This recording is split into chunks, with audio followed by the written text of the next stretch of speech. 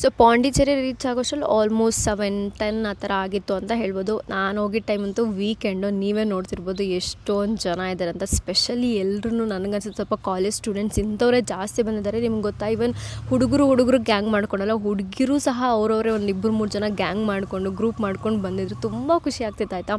ಮೊದಲೆಲ್ಲ ಹುಡುಗರು ಗ್ರೂಪ್ ಮಾಡ್ಕೊಂಡು ನೋಡ್ತಿದ್ದೆ, ಬಟ್ ಇವಾಗೆಲ್ಲ ಹುಡುಗಿರು ತುಂಬ ಧೈರ್ಯವಾಗಿ ಆಚೆ ಒಂದು ಟ್ರಿಪ್ಪೆಲ್ಲ ಮಾಡ್ತಿದ್ದಾರೆ. I'm so happy.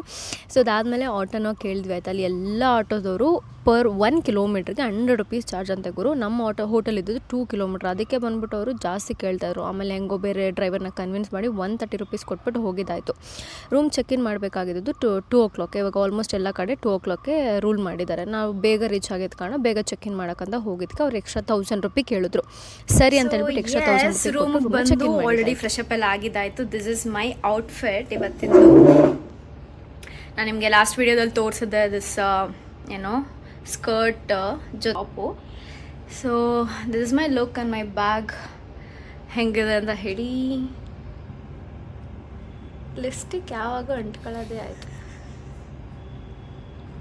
ಆ್ಯಕ್ಚುಲಿ ಏನು ಗೊತ್ತಾ, ನಾನು ಐಬ್ರೋ ಪ್ಯಾಲೆಟ್ ಬಿಟ್ಟು ಬಂದಿದ್ದೀನಿ.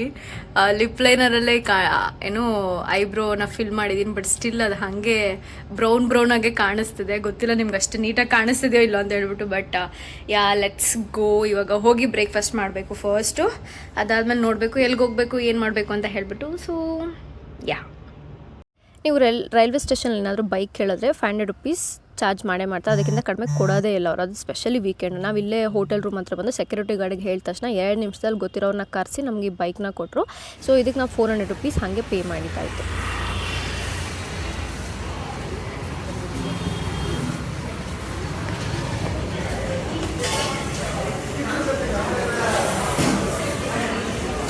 ಸೊ ಹೊಸ ಜಾಗಕ್ಕೆ ಹೋದಾಗ ಹೊಸದಾಗೆಲ್ಲ ಟ್ರೈ ಮಾಡಬೇಕು. ಸೊ ಸ್ಪೆಷಲಿ ಪಾಂಡಿಲಿ ಬ್ರೇಕ್ಫಾಸ್ಟ್ ತುಂಬ ಚೆನ್ನಾಗಿರುತ್ತೆ, ಕೆಫೆಸ್ ಚೆನ್ನಾಗಿರುತ್ತೆ ಅಂತ ಕೇಳಿದೆ. ಜಸ್ಟ್ ಹಾಗೆ ಚೆಕ್ ಮಾಡ್ಬೇಕಾರೆ ಇಂಡಿಯನ್ ಕಾಫಿ ಹೌಸ್ ಅಂತ ಬಂತು. ಹೆಸರು ಚೆನ್ನಾಗಿತ್ತಲ್ಲ, ನೋಡಿ ಏನಿರುತ್ತೆ ಅಂತ ಟ್ರೈ ಮಾಡೋಕ್ಕೆ ಹೋದ್ವಿ. 2 ಆಮ್ಲೆಟ್ ತೊಗೊಂಡ್ವಿ, ಮತ್ತು ಆಫ್ ಬಾಯ್ಲು ಆಮ್ಲೆಟು, ದೋಸೆ ಎಲ್ಲ ತುಂಬ ಜನ ರೆಕಮೆಂಡೇಷನ್ ಮಾಡಿದ್ದಂದರೆ ಫ್ರೆಂಚ್ ಟೋಸ್ಟು. ಅವರು ಬಾಂಬೆ ಟೋಸ್ಟ್ ಅಂತ ಏನೋ ಕರೀತಾರೆ ಅದನ್ನು. ಸೊ ಅದನ್ನು ಆರ್ಡ್ರ್ ಮಾಡಿದೆ. ಬಟ್ ನಂಗೆ ಜಾಸ್ತಿ ತಿನ್ನೋಕ್ಕಾಗಿಲ್ಲ ಬಾಂಬೆ ಟೋಸ್ಟು. ಸ್ವಲ್ಪ ಸ್ವೀಟ್ ಅನ್ನಿಸ್ತಾ ಇತ್ತು ಬಿಕಾಸ್ ನಾನು ಅಷ್ಟೊಂದು ತಿನ್ನಲ್ಲ. ಸೊ ಹಾಗಾಗಿ ಬ್ರೇಕ್ಫಾಸ್ಟ್ ಒಳ್ಳೆ ಫುಲ್ಲಿ ಪ್ಯಾಕ್ಡ್ ಆಗಿತ್ತು. ಆ್ಯಂಡ್ 3 ಜನ ಕ್ಯಾಶಿಯರಲ್ಲಿ ನಿಂತಿದ್ರು. ಅಂದರೆ ಯೋಚನೆ ಮಾಡಿ ಎಷ್ಟೊಂದು ರಶ್ ಇರುತ್ತೆ ಈ ಜಾಗ ಅಂತ ಹೇಳಿ. ಎಷ್ಟೊಂದು ಚೆನ್ನಾಗಿದೆ ಗೊತ್ತಾ. ಸ್ಟ್ರೀಟ್ ಅಂತೂ so beautiful, so peaceful. Morning ಒಳ್ಳೆ ಜಾಗಿಂಗ್ ವಾಕಿಂಗ್ ಮಾಡ್ಬೋದು. ಇದು ಹೆಸರು ಬಂದು ರಾಕ್ ಬೀಚ್ ಅಂತ ಹೇಳಿಬಿಟ್ಟು. ಸೊ ನೋಡೋಣ, ಐ ಥಿಂಕ್ ಆಟ ಆಡೋಕ್ಕೆ ಬಿಡ್ತಾರಾ ಅಂತ ಗೊತ್ತಾಗ್ತಿಲ್ಲ. ಬಟ್ ತುಂಬಾ ಚೆನ್ನಾಗಿದೆ guys. This place is an amazing.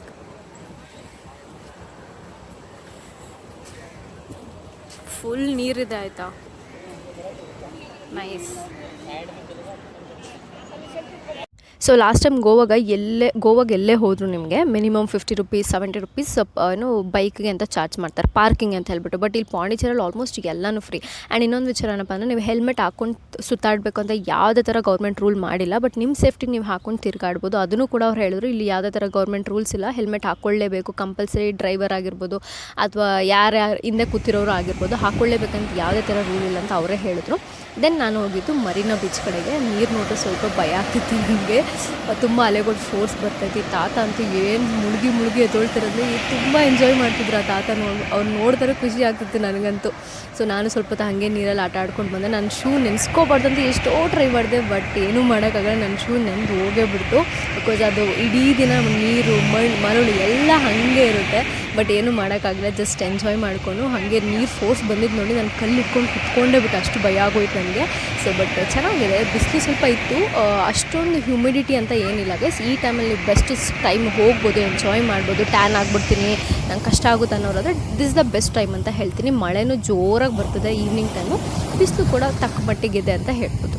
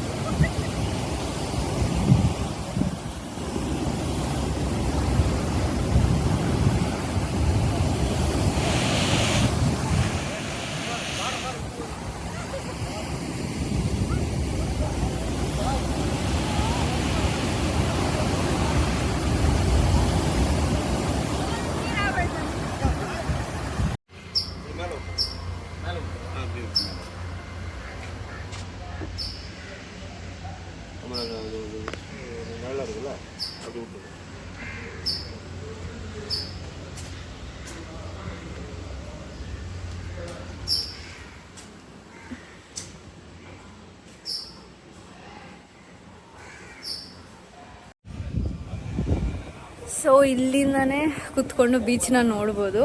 So this is the place, peaceful ಆಗಿದೆ. ಡ್ರಿಂಕ್ಸು ಎಲ್ಲ ಥರ ಸೀ ಫುಡ್ಸ್ ಅವೈಲಬಲ್ ಇದೆ ಅಂತೆ. ಸೊ ಲೆಟ್ ಸಿ ಏನಿದೆ ಅಂತ ಹೇಳ್ಬಿಟ್ಟು. ಅಲ್ಲೇನೋ ಬ್ರಿಡ್ಜ್ ಇದೆ ಆಯಿತಾ, ಐ ಥಿಂಕ್ ಹೋಗ್ಬೋದೋ ಏನೋ ಗೊತ್ತಿಲ್ಲ. See there, so peaceful guys, so peaceful. So ಈ ಪಾಂಡಿಚೇರಿ ಟ್ರಿಪ್ ಅನ್ನೋದು ನಾನು ರೀಸೆಂಟಾಗಿ ಒಂದು ವಿಷನ್ ಬೋರ್ಡ್ ರೆಡಿ ಮಾಡಿದ್ದೆ. ನಿಮ್ಗೆ ಗೊತ್ತಿರ್ಬೋದೇನೋ, ನನಗೆ ಗೊತ್ತಿಲ್ಲ, ವೀಡಿಯೋದಲ್ಲಿ ನೋಡಿದರೆ. ಸೊ ಅಲ್ಲಿ ಪಾಂಡಿಚೇರಿ ಫೋಟೋಸ್ನ ಹಾಕ್ಕೊಂಡಿದ್ದೆ. ಸೊ ಆ ಜಾಗಕ್ಕೆ ಈ ಸಲ ವಿಸಿಟ್ ಮಾಡಬೇಕು ಅಂತ ಅಂದ್ಕೊಂಡು ಫೈನಲಿ ಈ ಟ್ರಿಪ್ನ ಒಂಥರ ಮ್ಯಾನಿಫೆಸ್ಟೇಷನ್ ಅಂತಲೇ ಹೇಳ್ಬೋದು. ಜೊತೆಗೆ ಕ್ರಾಬ್ ತಿನ್ನಬೇಕು ಅಂತಲೂ ತುಂಬ ಆಸೆ ಆಗ್ತಿತ್ತು. ತುಂಬ ಕಡೆ ಕೇಳಿ ನೋಡಿದ್ವಿ, ಕೆಲವೊಂದು ಕಡೆ ಬೇರೆ ಫುಡ್ ತೊಗೊಂಡಾಗೆ ಗೊತ್ತಾಯ್ತು ಇಲ್ಲಿ ಫುಡ್ ಚೆನ್ನಾಗಿರಲ್ಲ ಅಂತ ಹೇಳ್ಬಿಟ್ಟು ಲಾಸ್ಟಲ್ಲಿ ಒಂದು ಈ ಫುಟೇಜ್ ಬರೋಕ್ಕೆ ಮುಂಚೆ ಒಂದು ರೆಸ್ಟೋರೆಂಟ್ ತೋರಿಸೋದ್ನಲ್ಲ ಅಲ್ಲಿ. ಸೊ ಹಾಗಾಗಿ ಬೇಡ ಅಂತ ಹೇಳ್ಬಿಟ್ಟು ಪ್ರಾಪರಾಗಿ ಲಂಚ್ಗೆ ಎಲ್ಲೋ ಹೋಗೋಣ ಅಂತ ಯೋಚನೆ ಮಾಡ್ತಿದ್ದೆ. ಬಟ್ ಇನ್ನೊಂದು ಏನಪ್ಪ ಅಂದರೆ ಬ್ರೇಕ್ಫಾಸ್ಟ್ ಸ್ವಲ್ಪ ಹೆವಿನೇ ಆಗಿತ್ತು. ಸೊ ಲಂಚ್ ಏನು ತುಂಬ ಬೇಕು ಅಂತ ಏನಿರಲಿಲ್ಲ, ಜಸ್ಟ್ ಒಂದು ಲಿಮಿಟ್ ರೈಸ್ ಏನಾರು ಒಂದು ಸ್ವಲ್ಪ ತಿನ್ನೋ ಥರ ಇತ್ತು. ಸೊ ಕ್ರ್ಯಾಬ್ನ ತರಿಸ್ಕೊಂಡಿದ್ದಾಯಿತು. ಬಟ್ ಕ್ರ್ಯಾಬ್ ಏನಪ್ಪ ಅಂದರೆ ಇಲ್ಲಿ ನನ್ನ ಫ್ರೆಂಡ್ ಒಬ್ಬರು ಮಂಗಳೂರವ್ರು ತಂದುಕೊಟ್ಟಿದ್ರು, ಅಷ್ಟೊಂದು ಚೆನ್ನಾಗಿರಲಿಲ್ಲ. ಒಂದು 70% ಚೆನ್ನಾಗಿತ್ತು, ಬಿಕಾಸ್ ಒಂಥರ ಹುಳಿ ಹಾಕಿ ಗೊಜ್ಜು ಮಾಡ್ತೀವಲ್ಲ, ಸೊ ಹಂಗೆ ಫೀಲ್ ಆಗ್ತಾಯಿತ್ತು. ಬಟ್ ಮಸಾಲೆ ಎಲ್ಲ ಚೆನ್ನಾಗಿ ಹಿಡ್ಕೊಂಡಿತ್ತು. ಕ್ರ್ಯಾಬ್ಗೆ ಅದು ತುಂಬ ಇಂಪಾರ್ಟೆಂಟ್ ಅಂತೆ, ಮಸಾಲೆ ಎಲ್ಲ ಹಿಡ್ಕೊಳ್ಳೋದು. ಸೊ ಹಾಗಾಗಿ ಸಮ್ಹೌ ನಂಗೆ ತುಂಬ ಕಷ್ಟ ಆಗ್ತಿತ್ತು ತಿನ್ನೋಕ್ಕೆ. ಬಟ್ ಸಮ್ಹೌ ತಿಂದು ಮುಗಿಸ್ದೆ. ಆ್ಯಂಡ್ ಜಾಸ್ತಿ ಪೀಸಸ್ ಇರೋಲ್ಲ, ಅಗ್ದಾಕಬೇಕಾಗುತ್ತೆ, ಒಂಥರ ಮೂಳೆ ಥರ ಫೀಲ್ ಆಗ್ತದೆ ಸಮಥಿಂಗ್ ಅದ್ರ ಮೇಲಿರೋ ಬಾಡಿ ಏನಿರ್ತಲ್ಲ ಅದು.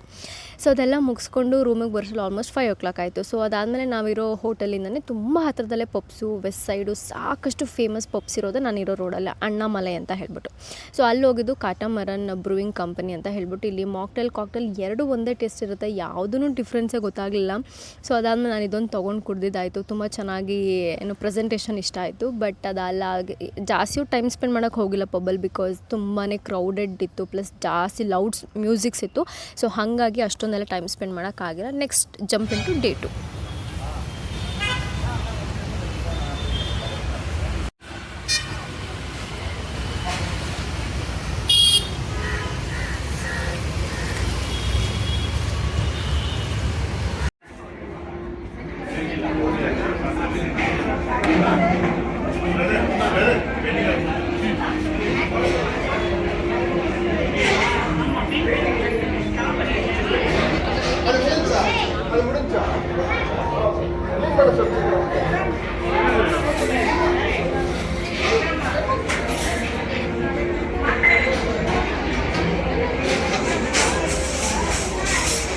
ಸೊ ನಾವು ಬೆಂಗಳೂರಲ್ಲಿ ತಲಪಾಕಟ್ಟಿ, ಚೆಟ್ಟಿನಾಡು ಅಂತೆಲ್ಲ ಕೇಳಿಸ್ಕೊಂಡಿರ್ತೀವಿ, ರೆಸ್ಟೋರೆಂಟ್ನ ನೋಡಿರ್ತೀವಿ. ಬಟ್ ಇಲ್ಲಿ ಬಂದು ಟ್ರೈ ಮಾಡೋದಿದೆಲ್ಲ ತುಂಬ ಅಫೋರ್ಡಬಲ್. ಬೆಂಗಳೂರಲ್ಲಿ ನಿಮಗೆ 350 rupees ಇದ್ದರೆ ಇಲ್ಲಿ ಬರೀ 260 rupeesಗೆ ನಿಮಗೆ ಊಟಗಳು ಸಿಗುತ್ತೆ, ಬಿರಿಯಾನಿ ಸಿಗುತ್ತೆ. ಆ್ಯಂಡ್ ಟೇಸ್ಟ್ ಕೂಡ ಅಲ್ಟಿಮೇಟ್. ನೀವೇ ನೋಡ್ತಿರ್ಬೋದು, ಸಂಡಾಗಿರೋ ಕಾರಣ ಸಿಕ್ಕಾಬಟ್ಟೆ ರಶ್ ಇತ್ತು ಗುರು. ಸಮ್ಹೌ ಕೇಳ್ಕೊಂಡು ನಿಂತ್ಕೊಂಡು ವೆಯ್ಟ್ ಮಾಡಿ ಸೀಟ್ನ ಹುಡ್ಕೊಂಡಿದ್ದಾಯಿತು. ಇದು ಕೂಡ 3 kilometer ಹತ್ತಿರದಲ್ಲಿತ್ತು ರೂಮ್ಗೆ. ನೀವೇನಾದ್ರು ಪಾಂಡಿಚೇರಿಗೆ ಬಂದರೆ ಲಂಚ್ಗೆ ಅಂತ must visit this place. Veg ಇದೆ, ನಾನ್ ವೆಜ್ಜು ಸಹ ಸಿಗುತ್ತೆ ನಿಮಗೆ. ಬಿರಿಯಾನಿ ಎಲ್ಲ ನೆಕ್ಸ್ಟ್ ಲೆವೆಲಲ್ಲಿತ್ತು, ನನಗೆ ತುಂಬಾ ಇಷ್ಟ ಆಯಿತು. ಬಿರಿಯಾನಿ, ಮಟನ್ ಬಿರಿಯಾನಿ ಮತ್ತು ನಾನ್ ವೆಜ್ ಮೀಲ್ ಒಂದು ತೊಗೊಂಡಿದ್ವಿ, ಅದು ಕೂಡ ಚೆನ್ನಾಗಿತ್ತು. ಮತ್ತು ಮಟನ್ ಏನಪ್ಪ ಕೀಮಾ ಬಾಲ್ಸ್ ಅಂತಾರಲ್ಲ, ಅದು ಡೀಪ್ ಫ್ರೈ ಮಾಡಿದ್ರು, ಅದೇನು ಅಷ್ಟು ಚೆನ್ನಾಗಿರಲಿಲ್ಲ. ಬಟ್ ಈ ಎರಡು ಊಟ ನನಗೆ ಸಿಕ್ಕಾಪಟ್ಟೆ ಇಷ್ಟ ಆಯಿತು. ಬಟ್ ಇನ್ನೂ ಬೇರೆ ಬೇರೆ ಪರೋಟ ಅದೆಲ್ಲ ಇನ್ನೂ ಚೆನ್ನಾಗಿರುತ್ತೆ ಅನಿಸುತ್ತೆ. ಸೊ ನೀವು ಮಸ್ಟ್ ಟ್ರೈ ಮಾಡಿ ಅಂತ ಹೇಳ್ತೀನಿ.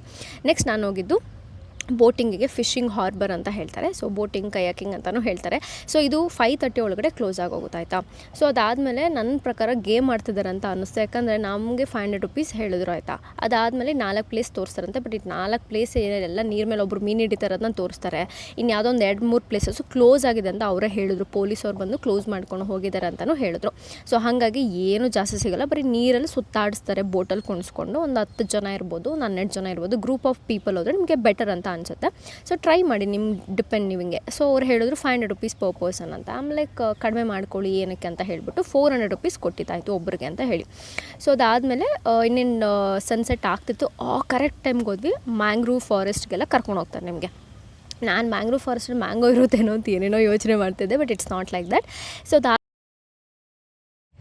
ಈ ಪ್ಲೇಸ್ ಎಷ್ಟೊಂದು ಬ್ಯೂಟಿಫುಲ್ ಆಗಿದೆ ಗೊತ್ತಾ. ಓ ಮೈ ಗಾಡ್, ತುಂಬಾ ಚೆನ್ನಾಗಿದೆ. ಸೊ ಇದೇ ರೂಟು, ಇಲ್ಲಿಂದ ಸ್ಟ್ರೈಟ್ ಹಿಂಗೆ ನಡ್ಕೊಂಡು ಹೋಗ್ಬೇಕು ನಾವು ಇವಾಗ.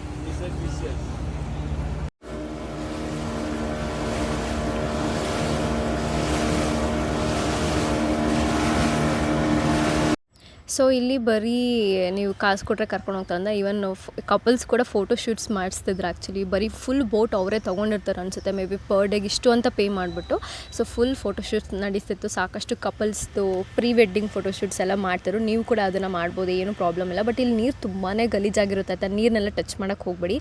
ನಾವು ಯಾವಾಗ ಸಮುದ್ರಕ್ಕೆ ಹತ್ತಿರ ಆಗ್ತಿರ್ತೀವೋ ಆವಾಗ ಬೋಟನ್ನ ತಿರುಗಿಸ್ತಾರೆ ಆಯಿತಾ, ಉಲ್ಟಾ ಪಲ್ಟಾ ಸಿಕ್ಕಾಪಟ್ಟೆ ಭಯ ಆಗಿರುತ್ತೆ. ತುಂಬ ಫನ್ನಾಗಿರುತ್ತೆ, ಅದು ನೀವು ಎಂಜಾಯ್ ಮಾಡಲೇಬೇಕು. ಅಂಡ್ ತುಂಬ ಭಯ ಆಗುತ್ತೆ ಕೂಡ. ನನಗಂತೂ ಒಂಥರ ಕಿರ್ಚ್ತಾ ಇದ್ದೆ, ನಂಗೆ ಅಷ್ಟು ಭಯ ಆಗ್ತಿತ್ತು. ನೆಕ್ಸ್ಟು ಮರೀನಾ ಬೀಚ್ ಪಕ್ಕದಲ್ಲೇ ಈ ಬೋಟಿಂಗ್ ಎಲ್ಲನೂ ಇರೋದು. ಅಲ್ಲಿಗೆ ಬಂದು ಸ್ವಲ್ಪ ಹೊತ್ತಲ್ಲೆಲ್ಲ ನೋಡಿಕೊಂಡು ಸುತ್ತಾಡ್ಕೊಂಡು ಬಂದಿದ್ದಾಯಿತು. ಗೇಮ್ಸ್ ಎಲ್ಲ ಸಾಕಷ್ಟು ಇತ್ತು. ನಾನು ಹೋಗಿದ್ದು ಲಾಸ್ಟಲ್ಲಿ ಇನ್ನೇನು ಹೊರಡ್ಬೇಕು 9:30ಗೆ ನಂದೊಂದು ಟ್ರೈನ್ ಬುಕ್ ಆಗಿತ್ತು. ಸೊ ಹಾಗಾಗಿ ಬೇಗ ಹೋಗ್ಬಿಟ್ಟು ಚಿತ್ರಾ ಪಬ್ಸ್ ಆ್ಯಂಡ್ ಕಿಚನ್ನ ನೋಡ್ತಾನೆ ಇದ್ದೆ ಆಯಿತಾ, ಸಜೆಷನ್ಸಲ್ಲೆಲ್ಲ. ಸೊ ಅಲ್ಲೇ ಹೋಗ್ಬಿಟ್ಟು ಏನೋ ಟ್ರೈ ಮಾಡೋಣ ಅಂತ ಹೋಗಿದ್ದಾಯಿತು. ಸೊ ಅಲ್ಲಿ ಹೋಗ್ಬಿಟ್ಟು ಏನಪ್ಪ ಆರಾಮಾಗಿ ಸ್ವಲ್ಪ ಕೂತ್ಕೊಂಡು ರೂಫ್ ಟಾಪಲ್ಲಿ ಇತ್ತು. ಸೊ ಜನ ಏನು ಅಷ್ಟು ಬಂದಿಲ್ಲ ನಾನು ಹೋದಾಗ. ಅದಾದಮೇಲೆ ಜನ ಬರೋಕ್ಕೆ ಶುರುವಾದರು. ಹುಡುಗಿರು ಕೂಡ ನೋಡಿ ಗ್ಯಾಂಗ್ ಎಲ್ಲ ಮಾಡ್ಕೊಂಬಂದಿದ್ರು. ತುಂಬ ಖುಷಿ ಆಗ್ತಿತ್ತು ಅವನ್ನೆಲ್ಲ ನೋಡಿಬಿಟ್ಟು. ಸೊ ಅದೆಲ್ಲ ಆದಮೇಲೆ ಕಾರ್ನ್ದೊಂದು ಫುಡ್ನ ತೊಗೊಂಡು ತಿಂದಿದ್ದಾಯಿತು. ಬಿಕಾಸ್ ಅಷ್ಟೊಂದು ತಿನ್ನಬೇಕು ಅಂತ ಅಂದ್ಕೊಂಡಿಲ್ಲ. ಪಬ್ಬಲ್ಲೆಲ್ಲ ಜಾಸ್ತಿ ಊಟಕ್ಕೆಲ್ಲ ಸ್ಪೆಂಡ್ ಮಾಡೋಕ್ಕೆ ಹೋಗಬೇಡಿ, it's not worth it. Barbecue ಥರ ಇತ್ತು, ಇದು ಚೆನ್ನಾಗಿತ್ತು. ಸೊ ಇದನ್ನೆಲ್ಲ ತಿನ್ಕೊಂಡು ಆ್ಯಂಡ್ ಫೋಟೋಸ್ ಎಲ್ಲ ತೊಗೊಳಕ್ಕಾಗಲಿಲ್ಲ ಬಿಕಾಸ್ ತುಂಬ ಕತ್ಲೆ ಇತ್ತು. ಸೊ ಹಾಗಾಗಿ ಬಂದುಬಿಟ್ಟಿದ್ದಾಯಿತು. ಆಮೇಲೆ ಲಾಸ್ಟಲ್ಲಿ ಏನಾದ್ರು ಲೈಟಾಗಿ ತಿನ್ನೋಣ ಅಂತ ಹೇಳ್ಬಿಟ್ಟು ಮತ್ತೆ ಮಧುರೈ ಫುಡ್ಡನ್ನ ಹುಡ್ಕೊಂಡು ಹೋಗಿದ್ದಾಯಿತು. ಅದು ಸ್ವಲ್ಪ ಒಂದು 2-3 ಕಿಲೋಮೀಟರ್ ದೂರದಲ್ಲಿತ್ತು. ಪ್ಲಸ್ ನನ್ನ ಗಾಡಿ ಬೇರೆ ರಿಟರ್ನ್ ಕೊಡಬೇಕಾಗಿತ್ತು. ನಮ್ಮ ಡಾಕ್ಯುಮೆಂಟ್ ಒರಿಜಿನಲ್ ತೊಗೊಂಡಿರ್ತಾರೆ ಅವರು. ಸೊ ಅದನ್ನ ಅವ್ರಿಗೆ ಕಾಲ್ ಮಾಡಿ ಇನ್ಫಾರ್ಮ್ ಮಾಡಿ ನಮ್ಮ ಡಾಕ್ಯುಮೆಂಟ್ ಕೊಡಿ ಅಂತ ಹೇಳಿಬಿಟ್ಟು ದೆನ್ ನಾನು ಅದಕ್ಕಿಂತ ಮುಂಚೆ ಊಟ ಮುಗಿಸ್ಕೊಂಡು ಅಂತ ಹೇಳಿ ನೂಲ್ ಪರೋಟ ಅಂತ ಟ್ರೈ ಮಾಡಿದೆ. ಥ್ರೆಡ್ ಪರೋಟ ಅಂತಾರೆ, ನೂಲ್ ಪರೋಟ ಅಂತಾರೆ. ಬಿಕಾಸ್ ನಾನು ಆಲ್ರೆಡಿ ಜಾಸ್ತಿ ಅಂತ ಫೀಲ್ ಆಗ್ತಾಯಿತ್ತು ನನಗೆ. ಜಸ್ಟ್ 1 ಪರೋಟನ ತಿಂದೆ, ಅದು ಕೂಡ ನನಗೆ ಲಾಸ್ಟಲ್ಲಿ ಒಂದು 2-3 ತುತ್ತು ತಿನ್ನೋಕ್ಕೆ ಆಗಲಿಲ್ಲ. ಚಟ್ನಿ ಎಲ್ಲ ಕೊಡ್ತಾರೆ, ಬಟ್ ಇಲ್ಲಿ ವೆಜ್ ತುಂಬ ಕಡಿಮೆ ಸಿಗೋದು. ಚಟ್ನಿ ಒಂದು ಸಿಕ್ತು ನನ್ನ ಪುಣ್ಯಕ್ಕೆ, ಬಿಕಾಸ್ ನಾನ್ ವೆಜ್ ನಂಗೆ ತುಂಬಾ ಬೋರ್ ಆಗಿತ್ತು ಹಾಗಾಗಿ. ಸೊ ಹೋಪ್ ನಿಮ್ಗೆ ಈ ವಿಡಿಯೋ ಇಷ್ಟ ಆಗಿದೆ ಅಂತ ಅಂದ್ಕೊಂಡಿದ್ದೀನಿ. ಥ್ಯಾಂಕ್ ಯು ಸೋ ಮಚ್ ನಿಮ್ಮ ಹ್ಯೂಜ್ ಸಪೋರ್ಟ್ಗೆ. ನೀವು ಪಾಂಡಿಚೇರಿನ ವಿಸಿಟ್ ಮಾಡಿ, ಬಜೆಟ್ ಫ್ರೆಂಡ್ಲಿ ಆಗಿ ಕೂಡ ನೀವು ವಿಸಿಟ್ ಮಾಡ್ಬೋದು. Happy travelling journey.